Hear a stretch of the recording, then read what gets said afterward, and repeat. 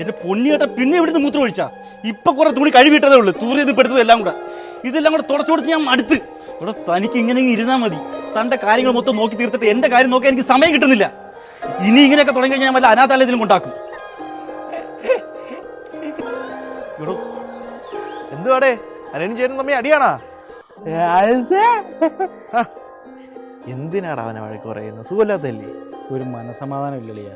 എന്നാ നിനക്ക് മനസ്സിന് സുഖം കിട്ടുന്ന ഒരു കാര്യം ഞാൻ പറയട്ടെ. വല്ലപ്പോഴും ഒരു മനസ്സുഖമൊക്കെ കിട്ടുന്നു. നീ പറ. ഞാൻ വരുന്ന വഴിക്ക് നിന്റെ അമ്മ അച്ഛൻ്റെ വീട്ടിലൊന്ന് കയറിയായിരുന്നു. കാര്യം എൻ്റെ മാമനാണെങ്കിലും അവരേതാണ്ട് നിന്റെ കാര്യം ഉറപ്പിച്ച മട്ട. നിനക്കൊരു അനിയത്തി വരുന്നുണ്ട്. പറഞ്ഞു തരുന്നില്ല, അവള് വിളിക്കുന്നു.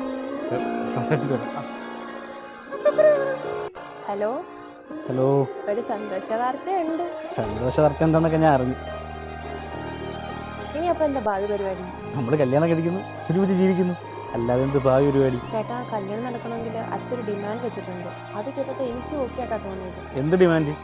കല്യാണം കഴിഞ്ഞ് ഞാൻ അങ്ങോട്ടല്ലേ വരേണ്ടത്. ചേട്ടൻ്റെ ബ്രദറിനാണെങ്കിൽ മാനസിക പ്രശ്നം. ചേട്ടൻ അവിടെ ഇല്ലാത്തപ്പോൾ എന്നെ എന്തെങ്കിലും ചെയ്താലോ?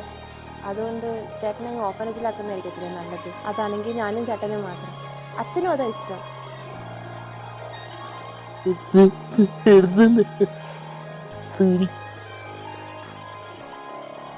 Hello hello.